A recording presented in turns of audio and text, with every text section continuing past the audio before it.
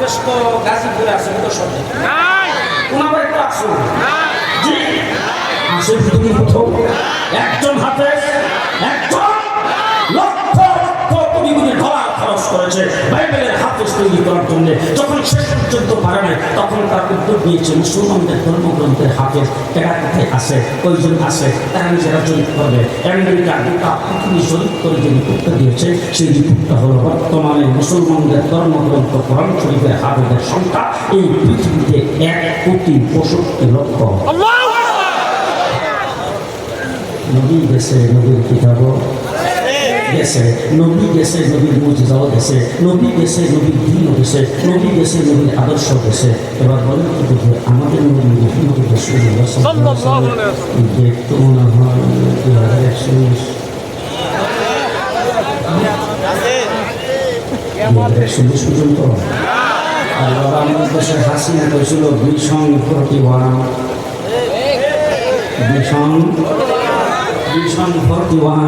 2041 পর্যন্ত ক্ষমতায় থাকবে।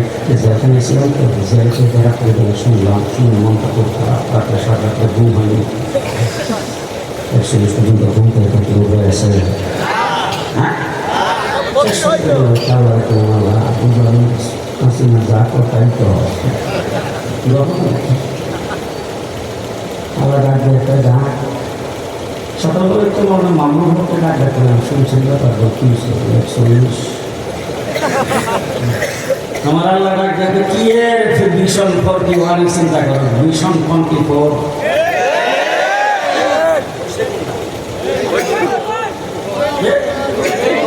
কোনটা হয়েছে মিশন 24। আল্লাহ রাব্বুল আলামিন বিয়ে কিছু চুপ থাক হেফাজত কিছু জেল করে কিছু কথা বেশি যেমন ইসলামিক কিছু তরল মুক্ত ফাঁসি বেশি দিয়ে দিছে তোরাও চুপ থাক আমি আবার নিয়ে আসি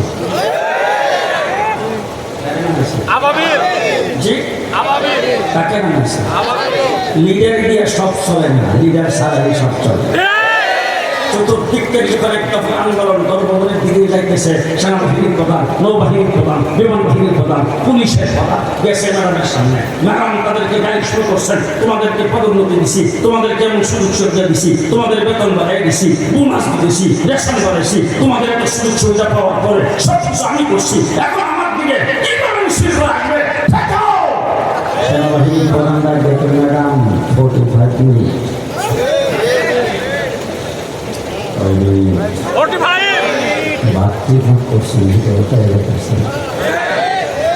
আসতে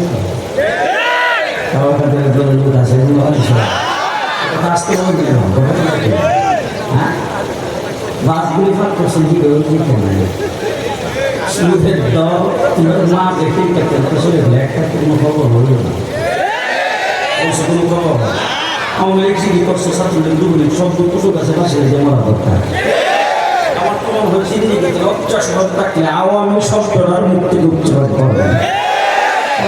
মা যেগুলো চলে গেল আরেকজনের সঙ্গে প্রেম লাগে প্রেমিকের কাছে, প্রেমিকের কাছে চলে গেছে, তোমাদের খবরটা তুলে গেছে না।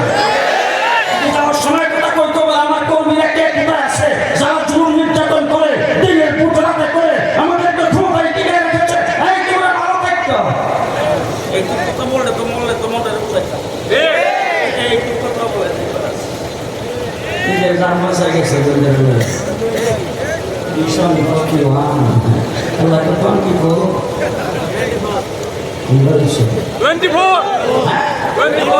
সাংঘাতিক ছিল কিন্তু মিশন থেকে বেরিয়ে আসার পরে স্বরাষ্ট্রমন্ত্রী আমাদের নিচে সচিবালয় নিয়ে এসআই এসবি ডিজিএফআই যত 7টা গোয়েন্দা প্রধানকে নিয়ে তারপরে তার যত বাহিনীকে এনেছে সবাই নিয়ে আমার সাথে বসছে।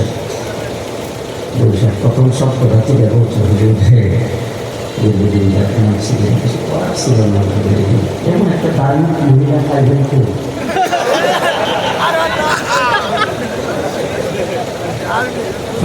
নামাজ জানাতে পারে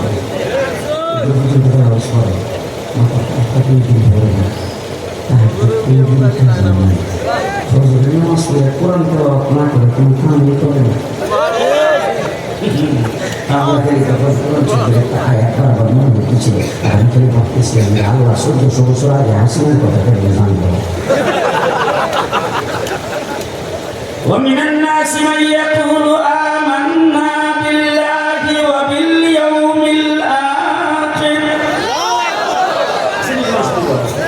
আল্লাহ রাব্বুল আলামিন কয় যে কিছু সংখ্যক লোক আছে যারা বলে আল্লাহর উপর ঈমান আনছি, আখিরাতের উপর ঈমান আনছি। আচ্ছা, আমরা তারা এখানে মুসলমান ঈমানদার করছি, আমরা তো আল্লাহর উপর ঈমান আনছি, আখিরাতের উপর ঈমান আনছি, এই জন্যই তো আমরা মুসলমান।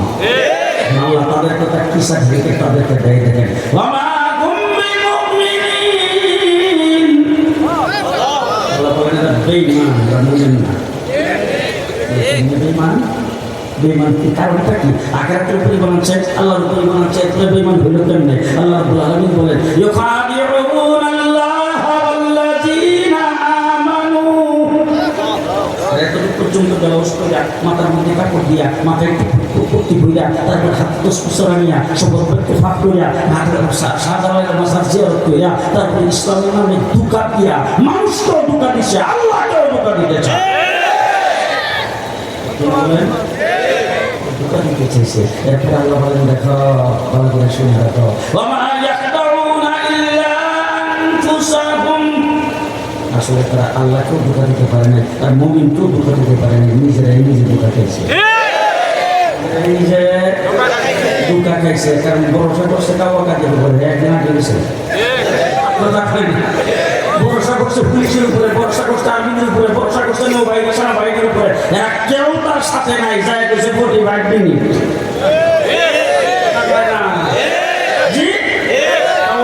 বলছিল আমাদের এই আন্দোলনকে দমাইবার জন্য ছাত্রলীগই যথেষ্ট।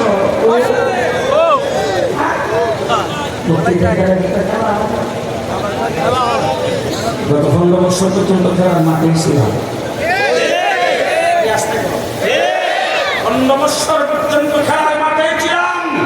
যে আগে যাই ভাষায় কথা বলেছি, যার থেকে ঠিক সেই ভাষায় কথা বলেছি, কোনো আপোষ করি না। কিন্তু দুঃখ সেই জায়গায় তোমরা তারা খেলা হবে বলছো, তোমরা পুলিশের অস্ত্রের বিনিময়ে, প্রশাসনের অস্ত্রের বিনিময়ে তোমরা খেলছো, তোমাদের সামান্যতম কোনো শক্তি নাই। শক্তি তাকে আজকে খেলা করো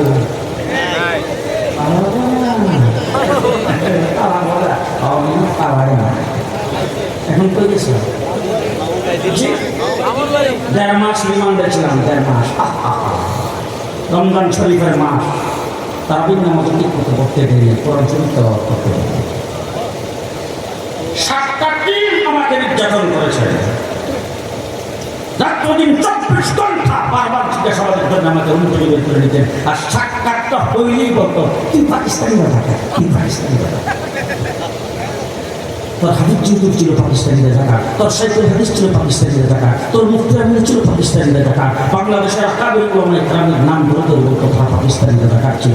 আমি জিজ্ঞেস করতে চাই, আজ পর্যন্ত বাংলাদেশের বিএনপি বলেন, বাংলাদেশের জামাত বলেন, বাংলাদেশের যত রাজনৈতিক দল আছে, আপামর জনসাধারণ সকলকে জিজ্ঞেস করতে চাই এবং খোলা কসম করে বলতে চাই, 54 বছরের ভিতরে বাংলাদেশের কোনো একজন আলেম, একজন মৌলবী পাকিস্তানের পক্ষে একটা শব্দ উচ্চারণ করে না।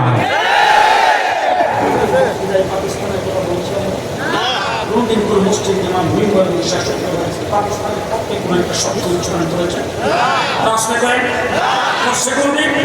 পাকিস্তানের সঙ্গে আমাদের কোনো বাড়তি সম্পর্ক, আমরা পাকিস্তানের কোনোদিন দাঁড়াই করেছি?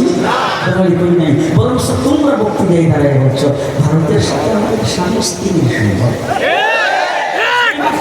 স্বামী স্ত্রীর সম্পর্ক আপনারা কি বুঝতে চাই না, আমি বুঝছি যে আমরা মেয়েটা আসলে প্রেম করেছি। যখন বাবা যখন ভাই বোনে যখন প্রেম করে তখন ভাই কি করে, মেয়ে যখন প্রেম করে বাবা কি করে, বাবা তখন ভাই তখন প্রেম থেকে ফিরে চায়, আয় সাবধান সেজন্য যোগাযোগ করতে না পারে, আয় সাবধান সেজন্য যোগাযোগ করতে না পারে, আয় সাবধান মোবাইল যদি করতে না পারে, আয় সাবধান কথাবার্তা যদি বলতে না পারে। যদি মা প্রেমিকজনের কাছে না আসতে পারে, ভিডিও আমরা পরিবর্তন করছি। বাংলাদেশের যখন প্রেমিক মোদীরে দাওয়াত করে আনতে চাইছে, আমরা রাজপথে নাই না বলছি মোদীর মতো বদমাইশ বাংলাদেশে আসতে পারবে না। শেষ পর্যন্ত দেখলাম যে এমন প্রেম লাগেছে আমরা মেয়ে রেখে গেছি।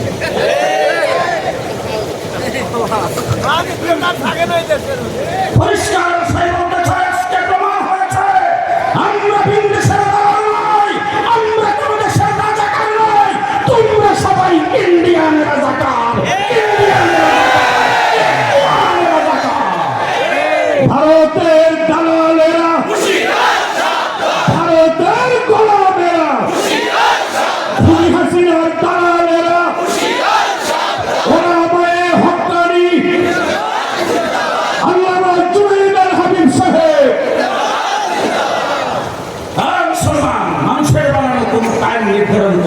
ঠিক থাকে না। আপনি যদি এখন এখানে বসে নিয়োগ করেন আগামীকালে ঢাকা যাইতে, তাই কেউ পারেন না যে আগামীকালে আগামী মরণ হওয়ার সম্ভাবনা নাই, আল্লাহ না করুক কোনো অ্যাক্সিডেন্ট হওয়ার সম্ভাবনা নাই, অসুস্থ হওয়ার সম্ভাবনা নাই। শেখ হাসিনা কইছে ভীষণ ভোট দিওয়ান কইছে, হ্যাঁ আল্লাহ ডাক্তার তো ভীষণ ফ্রন্টি ভোট লাগাতে শেষ, ঠিক না? আমাদের বিভিন্ন কতদিন আমার কাছ থেকে শুনুন, আমার সাথে সাথে বলবেন আল্লাহ রাব্বুল, আল্লাহ হলেন রাব্বুল আলামিন, আমার নবী হলেন রাহমাতুল লিল আলামিন। বলে বুঝেন আল্লাহ রাব্বুল আলামিন, আমার নবী রাহমাতুল লিল আলামিন। আল্লাহ পাকের রুবুবিয়ত যুদ্ধ, আমার নবীর নবুয়তি তথ্য। আমার নবীর নবুয়তের এরিয়া। আল্লাহ হলেন আরশ কুরসি লৌহ কলমের আল্লাহ, আমার নবী আরশ কুরসি লৌহ কলমের নবী। খালি জমিনের নবী না, আমার নবী আসমানের নবী, আমার নবী জমিনের নবী, আমার নবী পাহাড় পর্বতের নবী, আমার নবী পোকা মাকড়ের নবী, আমার নবী যুদ্ধ জানোয়ারের নবী, আমার নবী চন্দ্র সূর্যের নবী, আমার নবী ফিরিস্তার নবী, জিনের নবী, জান্নাত জাহান্নামের নবী, আমার নবী কোন সৃষ্টি জগতের নবী, সৃষ্টি জগতের নবী মুহাম্মদ রাসূলুল্লাহ সাল্লাল্লাহু আলাইহি ওয়াসাল্লাম। আদম থেকে ঈসা পর্যন্ত সমস্ত নবীদের নবী, আদম থেকে ঈসা পর্যন্ত সমস্ত নবীদের নবী, সমস্ত ফেরেশতাদেরও, জিবরাইল আমিনেরও, মিকাঈলেরও, ইসরাফিলেরও, আজরাইলেরও, জিন জাতিরও, পোকামাকড়েরও, জন্তু জানোয়ারেরও, আমার নবী সর্ব অবস্থায় সমস্ত সৃষ্টি জগতের জন্য নবী। কিন্তু নবী কিন্তু আগমন করেছেন, নবী চলে গেছে, নবীর মর্যাদা চলে গেছে, নবীর ইতিহাস চলে গেছে, আমার নবী চলে গেছে 1450 বছর। কোরআন শরীফ অর্ধেক আছে, আছে কোনো কিছু কোনো পরিবর্তন, কোনো দেশ কম আসতে পারে।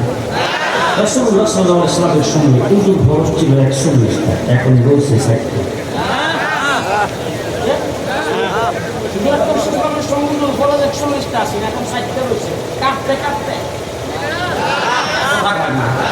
গোসলের খরচ রাসূলের সময় ছিল 21টা, এখন 3টা আছে। হুজুরের সময় কয়টা ছিল? আবু বকর সিদ্দিকের সময়, আবু বকর সিদ্দিক মসজিদে যেতে 3 ভাগ দিয়া, 9 ভাগ দিয়া, আবু বকর সিদ্দিক যাইতে মুসলিমের বাথরুমে 3 ভাগ দিয়া, 9 ভাগ দিয়া। এখন কিন্তু আমরা 2 ভাগ একসাথে দিয়ে দেয়। যে মুহাম্মদ রাসূলুল্লাহ সাল্লাল্লাহু আলাইহি ওয়াসাল্লাম যেই দিন আল্লাহ পাকের পক্ষ থেকে নিয়ে এসেছেন, যেই দিন উম্মতের কাছে রেখে দিয়েছেন, সেই দিন এখন পর্যন্ত আপনার চাইতে আপনার সুন্নত এখনো আছে, কিয়ামত পর্যন্ত কোনো পরিবর্তন হবে কেউ করতে পারবে না। তো মুহাম্মদ রাসূলুল্লাহ সাল্লাল্লাহু আলাইহি ওয়াসাল্লাম খুশি না বেজার, খুশি না বেজার। অন্যান্য নবী আমাদের নবীর পার্থক্যটা কি আরেকটু ভালো করে বলতে চাই। যত নবী পৃথিবীতে আগমন করেছেন, সমস্ত নবীকে আল্লাহ পাক নবুয়ত প্রমাণের জন্য মুজিজা দান করেছেন। কোন নবীকে মুজিজা দিয়েছেন একটা, কোন নবীকে মুজিজা দিয়েছেন 3টা, কাউকে দিয়েছেন 4টা, কাউকে দিয়েছেন 5টা। বুজুর্গান তিনি লিখছেন আদম থেকে ঈসা পর্যন্ত যত নবী পৃথিবীতে আগমন করেছেন, সমস্ত নবীকে যখন মুজিজা দান করেছেন, সবগুলি একত্রিত করে যদি গড়ে বাক করা হয়, ক্যালকুলেটার মেশিন দিয়ে, তাহলে প্রত্যেক নবীর ভাগে 3টা করে দেওয়া হয়। কথা কি বুঝাইতে পারতেছে? আমাদের মুজিজা করা যে মুহাম্মদ রাসূলুল্লাহ সাল্লাল্লাহু আলাইহি ওয়াসাল্লাম তার আপন কিন্তু আপনার মুজিজার কোনো সীমা রেখা নাই। তার কারণ হলো আপনার মাথা থেকে পায়ের পাতা পর্যন্ত পুরা বডিটাই মুজিজা। আপনার জন্ম থেকে মৃত্যু পর্যন্ত পুরা জীবনটাই মুজিজা। আপনি দাঁড়াইবেন মুজিজা, আপনি বসবেন মুজিজা, আপনি চাইবেন মুজিজা, আপনি চক্ষু বন্ধ করবেন মুজিজা, আপনি উপরের দিকে চক্ষু খাইবেন মুজিজা, আপনি নিচের দিকে তাকাইবেন মুজিজা, আপনি আঙ্গুল রাখবেন মুজিজা, আপনি হাত উঠাইবেন মুজিজা, আপনি হাঁটবেন মুজিজা, আপনি চলবেন মুজিজা, আপনি দাঁড়াইবেন মুজিজা, আপনি শুনবেন মুজিজা, আপনি খানা খাইবেন মুজিজা, আপনি উজু করবেন মুজিজা, আপনার 3.5 হাত বডি পুরাটাই মুজিজা। আমার নবীর শরীর থেকে ঘাম দেওয়া হয়, ঘামটা মেশকে চাইতে বেশি সুগন্ধ। আনাস রাদিয়াল্লাহু তাআলা আনহু রাসূলুল্লাহ সাল্লাল্লাহু আলাইহি ওয়াসাল্লামের 10 বছর খাদেম ছিলেন। আল্লাহর নবী ওদের দামেস্কের মসজিদের খতিব হয়েছে। শুক্রবারে জুমার নামাজ পড়াইতে আসে, তখনকার সময় মানুষ সুন্নত হিসাবে 12 ব্র্যান্ডের আতর ব্যবহার করত, সুগন্ধি। শুক্রবার দিন সুগন্ধি ব্যবহার করে মসজিদে যাওয়ার সময় সুন্নতের উপর আমল করে সবাই দাঁড়িয়ে খতিব সাহেব যখন মসজিদে ঢুকার সাথে সাথে যে যত সুগন্ধি ব্যবহার করছিল সব শেষ। খতিব মসজিদে ঢুকার সাথে সাথে গোটা মসজিদটা ওনার শরীরের সুগন্ধিতে মুখরিত হয়ে যায়। লোকজন মসজিদ থেকে বেরিয়ে গিয়ে যায়, ও খতিবটা মনে হয় টাকা থেকে আনছিল ভালো ব্রান্ডের, যাইয়া ভালো ব্রান্ডের আতর কাজ করিয়া তারপরে সুগন্ধি কাজ করে না, পরে শুক্রবারে ভালো করে সুগন্ধি লাগাইয়া তারপরে গেছে মসজিদে যায় মনে মনে ভাবতেছে আজকে যা লাগাইছি পাইব মার্কেট করতে আজকে যেটা লাগাইছি এর চাইতে বেশি সুগন্ধি ব্যবহার করে ক্ষতি বাঁচতে পারবে না। আল্লাহ ওই দিন মসজিদে ক্ষতিকারী ঢুকছে, হ্যাঁটা যে কই গেছে তার খবর হলো। শুক্রবার দেখার পরে হঠাৎ করে যত ব্রান্ডের সুগন্ধি আর ব্রান্ডের আতর আছে সব শেষ করে ফেললাম। মানে টাকা পয়সা খরচ করে আতর ব্যবহার করে তারপর মসজিদে আসলাম। আপনি তাকে ফেল করতে পারেন, আপনি মসজিদ ঢোকার সাথে সাথে আমাদের সুগন্ধিটাই চলে যায়, ঠিক নাই? আপনার শরীর থেকে সুগন্ধি বের করে গোটা মসজিদ উপকৃত করে। আপনি এত সুগন্ধযুক্ত আতর কই পাইলেন, কোন দেশের থেকে আনছেন, করতে পারেন, কোন ব্রান্ডের সেটা জানতে চাই। যখন এই কথা বলছেন ফকির সাহেব বলে, আসলে আমি কোন ব্রান্ডের আতর ব্যবহার করি না, কোন মার্কেট থেকে কোনো আতর কিনি না। আল্লাহ নবী 10 বছরের খাদেম ছিলাম। হুজুরের যখন কামতেন হুজুরের কামটা সংগ্রহ করে শিশির মধ্যে ঢুকাই রেখে দিয়েছি, জুমার নামাজ পড়তে আসার সময় সেটা ব্যবহার করে। রাসূলুল্লাহ সাল্লাল্লাহু আলাইহি ওয়াসাল্লাম শান কি বুঝাবো আপনাদের? রাসূলুল্লাহ সাল্লাল্লাহু আলাইহি ওয়াসাল্লামকে আল্লাহ পাক মর্যাদা দান করেছেন এবং সমস্ত সৃষ্টি জগতের নবী।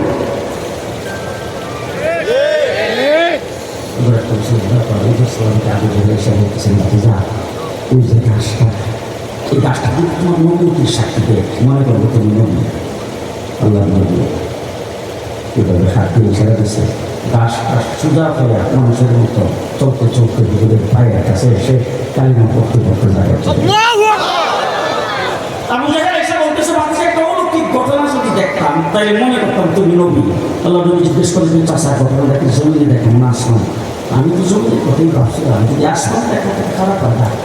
পূর্ণিমার চন্দ্রের রাত্রে 14 তারিখে রাসূল কর্তৃক রেখে এসা খোলা আকাশের নিচে দাঁড়াইছে।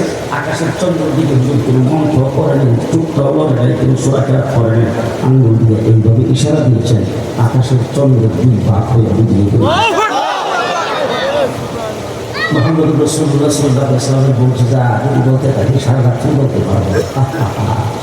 একজন সাহাবী হযরত জাবের রাদিয়াল্লাহু তাআলা আল্লাহ নবী এক জায়গায় শুয়েছেন, শুয়ে পড়েছে, চোখ বন্ধ করছে। একটু পরে যখন চোখ খুলছে হযরত জাবেরকে হুজুর কি দেখলাম? আল্লাহ নবী কি দেখছো? বলে হুজুর ওই যে একটু দূরে যে গাছটা, এই গাছটা দেখলাম চলতে চলতে সুদা হইয়া মানুষের মতো চলতে চলতে যেমন হাঁটতে সেরকম মনে হয়েছে। হাঁটতে হাঁটতে চলতে চলতে আপনার মাথার কাছে এসে কিছুক্ষণ পাড়ায় থেকে আবার জায়গার মতো চলে গেছে। কিন্তু গাছের গোড়ার মধ্যে কোনো মাটি ভাঙা টাঙ্গার কোনো চিহ্ন নাই। কিন্তু বুঝতেই পারলাম না কি আশ্চর্য দেখলাম। আল্লাহ নবীর সাথে সাথে ডাক দিয়ে দিলেন যাবে গাছটা যখন একটু দূরে আমি যখন এখানে শুনছি তখন গাছটা আল্লাহকে ডাক দেয়, আল্লাহ তোমার হাবিবকে অনেক কাছে পাইছিলাম, অনেক কাছে পাইছিলাম। তোমার হাবিবের নুরানির চেহারা দেখার পর সব ছিল। আল্লাহ দূর থেকে দেখতেছি ভালো দেখা যাচ্ছে না। আল্লাহ তুমি অনুমতি দিতে তোমার হাবিবের চেহারার কাছে যাইয়া তোমার হাবিবকে এক নজর ভালো করে দেখবো। আল্লাহ গাছের দোয়া কবুল করেছেন, গাছকে অনুমতি দিয়েছে। গাছ আমার মাথার কাছে এসে আমার চেহারা ভালো করে দেখে তারা মতো চলে গেছে।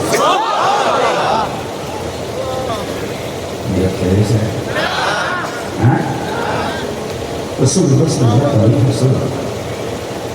খন্দকের যুদ্ধ, একটা কথা শেষ। খন্দকের যুদ্ধ রাসূলুল্লাহ সাল্লাল্লাহু আলাইহি ওয়াসাল্লাম সেখানে সাহাবায়ে কেরামকে নিয়ে যায়, একটা খাল খনন করতেছেন কাফেররা যাতে আসতে না পারে। ওখানে সাহাবায়ে কেরাম প্রত্যেকের পেটের মধ্যে পাথর দিচ্ছে। একজন সাথী সাথে শুনতে বলছে আল্লাহ আমি পেটের মধ্যে পাথর বেঁধে রাখছি আজকে খাবার নেই রসুল রসুল নিজের কাঠটা করে সাহায্যে দেখে একটা তোমার পেটে একটা পাথর বাধা আমার পেটে দুইটা বাধা হযরতে জাবেরের বাড়ি ছিল কাছে জাবের দৌড়ে বেগমরে যায় বেগম আমার বাড়ির কাছে রাসূল সাল্লাল্লাহু আলাইহি ওয়াসাল্লাম ভ্রমণ করতে আসছেন যুদ্ধ করতে আসছেন এখন রাসূল সাল্লাল্লাহু আলাইহি ওয়াসাল্লামের পেটে কিবা কষ্ট পাইতেছে পেটের মধ্যে দুইটা পাথর বাঁধা রাখছে ঘরের মধ্যে কি কিছু খাবার আছে সামান্য কিছু আল্লাহ নবীকে দাওয়াত করি না কারণ হুজুর যদি মদিনায় চলে যায় সেখান থেকে দাওয়াত করে আনাটাও তুলতে মুশকিল আজকে যেহেতু সুযোগ পাইছি তখন জাবেরের বিবি তো ছোট্ট একটা বকরির বাচ্চা আছে আর সামান্য কিছু আটা আছে তো হযরতে জাবের মুখে যেতে ধীরে চলার করে সঙ্গে সঙ্গে বেগমরে দিয়ে তো গোস্তটা পাঠাও আর আটা দিয়ে রুটি পাঠাও রাস্তাতে দাওয়াত করে নিয়ে আসে বেগম আবার তো আপনাদের কোনা লাগে রুটিটার লাগে কিন্তু সালা বেগম ডাকিয়ে তুমি যেইভাবে যাইতেছ তোমার যে আবে তুমি তো একসঙ্গে সামনে রাস্তা বলবা ও আল্লাহ হাবিব চলে না ফাটাওয়া তুমি সাহায্য যখন শুনবে তখন সবাই পেটে খেতে মনে কষ্ট পাবে আমি জানি না আজকে শুধু হুজুরকে নিয়ে এসো খাবার পরিমাণ খারাপ তো কম বেশি মানুষ হচ্ছে তো হবে না সুযোগ তালাশ করতেছে হঠাৎ করে সুযোগ পাইয়া আল্লাহ নবীর যে আজকে করে কানি কানি করে হুজুর আমার বাড়িতে সামনে খাবারের ব্যবস্থা করেছি হুজুর পেটে খেতে কষ্ট করতেছে হুজুর চলে যেই কানি জাফরের মুখ থেকে কথাটা শুনছে আল্লাহ নবী খন্দকের দিকে মুখটা বেড়া দেখো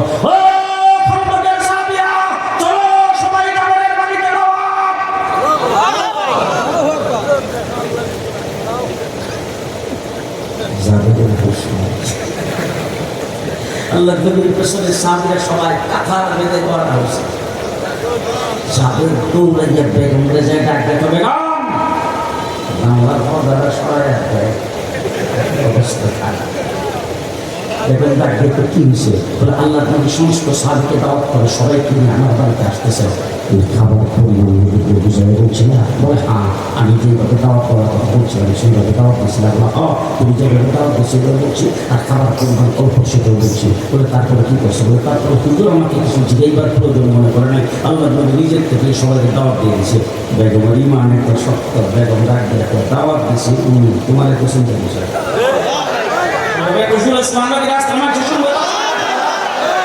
দাওয়াত দিয়েছে উনি তোমার একটা চিন্তা কিসের রাস্তা দাও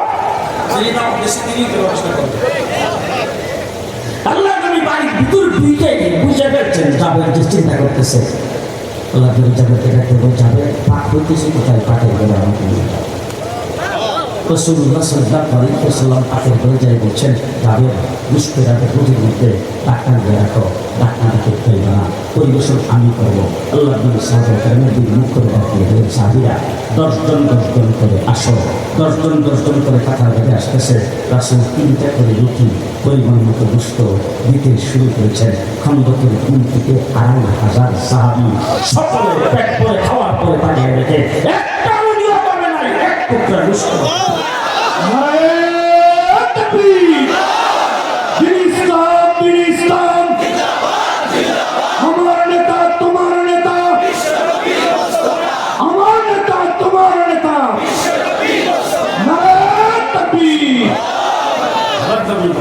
রাসূলুল্লাহ সাল্লাল্লাহু আলাইহি ওয়াসাল্লামের শান আমার তো কোনো এর কারণ নাই রাসূল এত বড় মহান আল্লাহ তাআলা তাআলা যাকে আল্লাহ মাহবুব বানিয়েছেন আল্লাহ নিজে যার শান বর্ণনা করে 30 পারা কোরআন নাযিল করেছেন আমি তো এই ব্যাপারে একটা ফতোয়া বলার মতো যোগ্যতা আমার নাই তবে মুহাম্মদ রাসূলুল্লাহ সাল্লাল্লাহু আলাইহি ওয়াসাল্লামের একজন সাহাবী নাম হলো হযরত আবু হুরায়রা কি নাম আবু হুরায়রা যেদিন ঈমান এনেছে মুসলমান হয়েছে ওই দিন থেকে রাসূলের দরবার থেকে আর যায়নি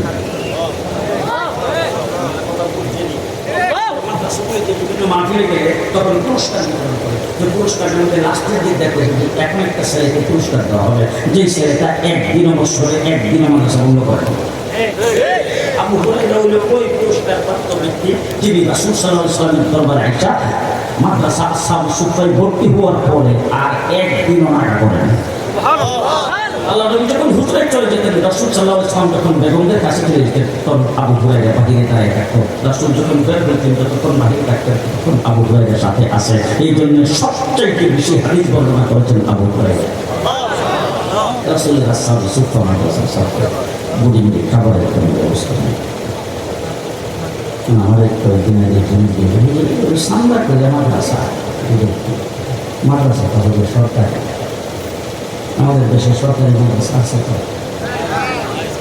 আছে না? আলিয়া মাদ্রাসা না, আলিয়ার দুনিয়া তো খালিয়া। আমাদের ব্রাহ্মণবাড়িয়া আমার যে এলাকা সেই এলাকায় বেশি একজন লোক নাম হইল আরম উবাইদুল মুক্তাদির। আমার মনে হয় এরা আমি অনেক সময় বলতাম যে আল্লাহ যদি হেরেই বানাইলো ইংলিশ রে বানাইলো আল্লাহ উবাইদুল মুক্তাদিরই যখন মনে হলো ইংলিশ রে বানাইবার কোনো দরকার ছিল না। আলিয়া মাদ্রাসায় বসছে কথা কি বলছিল যে রাসূলুল্লাহ সাল্লাল্লাহু আলাইহি ওয়াসাল্লামের মাদ্রাসা মক্কায় দাঁড়ে আরকাম, মদিনায় যাওয়ার পর মাদ্রাসার নাম আসহাবে সুফফা। সেই মাদ্রাসার ছাত্র হলেন কাবুল। একদিন রাসূলের কাছে চলে এসেছিল, পেটে গায়ে থেকে সামনে পিঠে লাগিয়ে দিয়েছিল, পিঠে গায়ে মাথা চক্কর দেয়। কথা বললে মসজিদের কোনায় যায় চুপচাপ বসে বসে আর মনে মনে ভাবতেছে রাসূলের কাছে কোনো হাদিয়া কোনো আসলে দয়াল নবী তো নিজে না খেয়ে আমরা খেতে দিব। একটু পর দেখে একজন লোক আসতেছে, একটা কাঠ কাঠ। এখন যদি কাঠ হাতে কাপড় দেখে তখন মনে হয় সার, আর ওই সময় কাঠ হাতে দেখলে কাপড় করে দেখতে মনে মনে খুশি রাসূলের কাছে কাঠটা যখন দিব হাদিয়া শুরু পেশ করবো তখন তাকে আমরা খাইতে দিব। আবার নিজেদের কাঠটা হাতে নিয়ে দাঁড়িয়েছে আবু হুরায়রা খুশিতে লাভ দিয়ে উঠে লাভবাইকা সাধন করে রাসূলুল্লাহর সামনে ফেলেছে। আল্লাহ নবী ডাকবে তো মাদ্রাসার দিনের ছাত্র কল্পনা করি না তো দুধ কয় কি হ্যাঁ এক কাপ দুধ সেইখানে কুশল মাদ্রাসার করে নিয়ে ছাত্র কল্পনা করি নাই আবু হুরায়রা গেছে মনটা খারাপ লাল হুজুর নিয়ে আল্লাহ তাআলা আমি পেটে খিদা করতে দাঁড়িয়ে এক কাপ দুধ হাতে নিয়ে বলতেছে ছাত্র সব থেকে যদি লটারি দেখুন আমি যদি না করি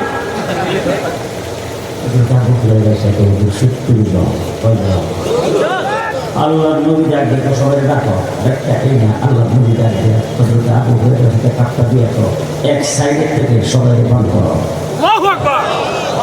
আবু হুরায়রা যখন দুধের কাপ নিয়ে পান করতে যাইতেছে তখন তার মনটা খুব খারাপ, কারণ সবাই তো পেটে খিদা, একজনের কান দিকে বসে লজ্জায় করে যদি পাশে লুকতে হলে একটুখানি যদি রাখে দুজনে খাইতে একটা দুটো শেষ হতে আমার তো ভালো হইলো এক চুপ করে কথা বোঝেন নাই কারবার আবু হুরায়রা বলেন প্রত্যেকের পেটে খিদা, মনের ইচ্ছা মতো সবাই পান করতে শুরু করলো। 70 জন পান করার পরে দুধের কাপড় দিকে তাকায় দেখি দুধের এক ফোঁটা দুধও কমে নেয়। কাছে নিয়ে গেছে, নিয়ে যাওয়ার পরে আবু হুরায়রা জিজ্ঞেস করতেছে সবাই পান করেছেন বলে যে তুমি পান করছো বলে না আপনি সবাইকে পান করাইবার কথা বলছেন, আমার পান করার কথা বলেন। আল্লাহ নবী বলছেন এবার তুমি খাও। আবু হুরায়রা যেমন খিদা তেমন পান, এতক্ষণ যে 70 জন তার সামনে খাইলো তার খিদা পাচ্ছে না, এরকম পাকতে খিদা নিয়ে টান দিছে তৈমন বাবু যেমন খিদা তেমন টান, মনে ইচ্ছা মতন খাওয়ার পরে রাসূলের দরবারে ফেরত নিয়ে গেছে। রাসূল দ্বিতীয়বার আরো খাইছে, খাইয়া তারপরে ফেরত নিয়ে গেছে। রাসূল বলেন আরো খা। তৃতীয়বার খাইয়া যখন ফেরত নিয়ে গেছে রাসূল বলছেন আরো খা। আবু হুরায়রা গলা পর্যন্ত হয়ে গেছে, আমরা পেটে জায়গা নেই। আবু হুরায়রা বলেন কাফের দিকে তাকিয়ে দেখলাম এক ফোঁটা দুধও কমে নেই। সেই জন্য খুশি না বেজা, খুশি না বেজা মুহাম্মদ রাসূলুল্লাহ সাল্লাল্লাহু আলাইহি ওয়াসাল্লাম আর অন্যান্য নবীদের ভালো করে শুনুন, অন্যান্য নবীদের আগমন হিসাব পর্যন্ত যত নবী পৃথিবীতে আগমন করেছেন সমস্ত নবীর কাছে জিবরাইল আমিন আগমন করছে, কারোর কাছে 5 বার, কারোর কাছে 3 বার, কারোর কাছে 7 বার। হযরত ইব্রাহিম আলাইহিস সালামের কাছে জিবরাইল আমিন আসছেন 40 বার, মুসা আলাইহিস সালামের কাছে আসছে 400 বার। এর বেশি আর কোন নবীর কাছে জিবরাইল আমিন আগমন করে নাই। আমার নবীর 23 বছরের জিন্দেগিতে জিবরাইল আগমন করেছে 24,000 বার।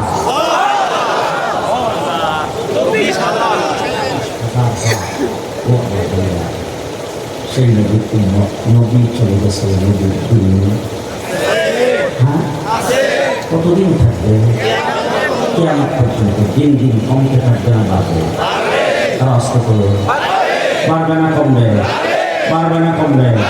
খুব ভালো করে বুঝে নিন। শেষ কথা আপনাদের সামনে বলতে চাই, আল্লাহ নবীকে তাই করে শরীরে পাথরের বৃষ্টির মতো আঘাত করেছে, দিনের সময় মতো মুখত হই নাই। আমি এখানকার লাশ থেকে টুকরা টুকরা করেছে, দিনের সময় মতো মুখত হই নাই। রাসূলের কান্দার শহীদ হয়েছে, দিনের সময় মতো মুখত করতে পারে নাই। সাহাবায়ে কেরামকে নির্যাতন করেছে, দিনের সময় মতো মুখত করতে পারে নাই। হুনাইনের যুদ্ধে মুসলমানরা পরাজয় বরণ করেছে, দিনের সময় মতো মুখত করতে পারে নাই। হযরতে হুসাইনকে কারবালার ময়দানে টুকরা টুকরা করে ফেলেছেন, দিনের সময় মতো মুখত করতে পারে নাই। ইমামে আজম আবু হানিফা ইন্তেকাল করেছেন জেলখানায়, দিনের সময় মতো মুখত হই নাই। ইমাম বুখারীকে রাতের অন্ধকারে বের করে দেওয়া হয়েছে বুখারা থেকে, দিনের সময় মতো মুখত করতে পারে নাই। ইমাম আহমদ ইবনে হাম্বলকে দৈনিক ৮০ করে টুকরা মারা হতো, দিনের সময় মতো মুখত করতে পারে নাই। ইমাম মালিককে পিটাইতে পিটাইতে 2টা হাত পুরা করে দেওয়া হয়েছে, দিনের সময় মতো মুখত করতে পারে নাই। মুজাদ্দিদ আল-ফাসানি রাহমাতুল্লাহি আলাইহি বাদশাহ আকবর জেলখানার ভিতরে বন্দী করে রেখেছেন, দিনের সময় মতো মুখত করতে পারে নাই। আমার এই দেশ যখন বাংলাদেশ হয়েছে, জুলুম নির্যাতন ভোগ হয়েছে, শাপলা চত্বরে 1,54,000 গুলি আলেমদের উপরে চালানো হয়েছে, দিনের লুমও শিখতে পারে না।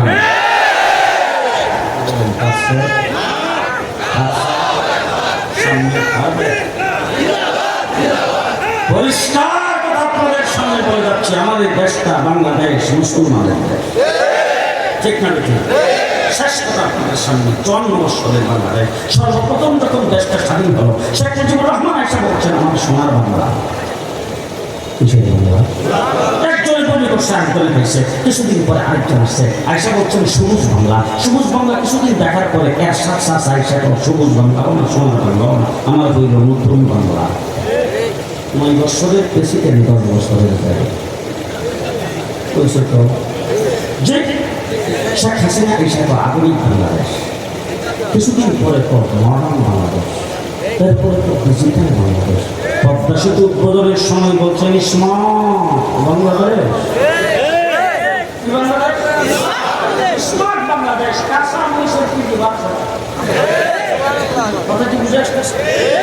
স্মার্ট বাংলাদেশ, কাঁচা মনীষের কেজি 1200 টাকা। স্মার্ট বাংলাদেশ দেখেছি, দেখেছি ডিজিটাল বাংলাদেশ।